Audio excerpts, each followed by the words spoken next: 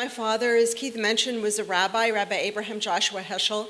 He came to this country originally from Poland and then from Nazi Germany, and he was a theologian, a professor at the Jewish Theological Seminary, and in 1963, he met Martin Luther King at a conference in Chicago. And it is really a remarkable story that people, two men from very different backgrounds, obviously, from Poland, from a Hasidic world, coming to America, had only been here a short time, about 15 years. And he met Dr. King, and yet the two of them developed an immediate close friendship. I think that friendship is something quite extraordinary. And I know that the story of that friendship has meant so much to Jews. And I guess that's what I want to focus on just for a few minutes. That is, I want to express gratitude on behalf of the Jewish world, the Jewish community, for what the civil rights movement gave to us as Jews.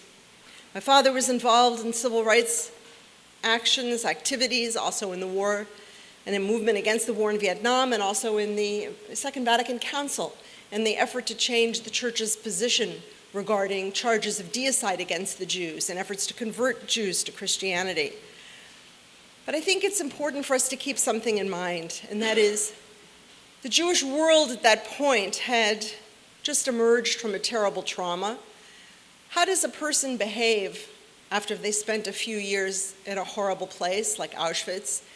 Do you expect a person to come out with a smile, with cheerfulness, or with good liberal feelings? I think people are pretty traumatized. And I think a lot of Jews had lost their way. And more than that, they had lost their souls and lost the Jewish spirit. Who could give us back our Jewish souls? My father recaptured the prophetic spirit of Judaism. That's so important. And he was thrilled because Dr. King made the Exodus and the prophets of Israel central to the civil rights movement. That was amazing. It could have been Jesus and Paul, the New Testament, but no, Dr. King opened that movement to Jews. And this was amazing because my father had been in Nazi Germany, where Christian theologians threw the Old Testament out of the Bible. They said, it's a Jewish book, and it has no place in the Christian Bible in Nazi Germany. They said Jesus wasn't a Jew, he was an Aryan. They tried to remove every Jewish element from Christianity. And then my father comes to this country, and there's Dr. King speaking of the Exodus, and Amos, and Isaiah. That was remarkable. In some sense, the prophets came alive in the civil rights movement. They came alive also for Jews. The civil rights movement involved a lot of young Jews who went down, as you know, as freedom riders. You remember Goodman, Schwerner, who joined Cheney in death.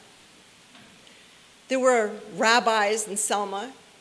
Nowadays, every rabbi says they were in Selma. But it's good that they want to have been there. Their spirit. Okay, I would say rather, maybe they weren't in Selma, but Selma was in them. And that's what's important, a spirit of Selma within the Jewish people. Because I believe that even as the Jews feel that we gave the civil rights movement, a lot of our young people, a lot of our rabbis, our support, the Exodus, the prophets, civil rights movement gave us back our Judaism, gave us back our souls. It gave us a chance to recapture what it is to be a Jew.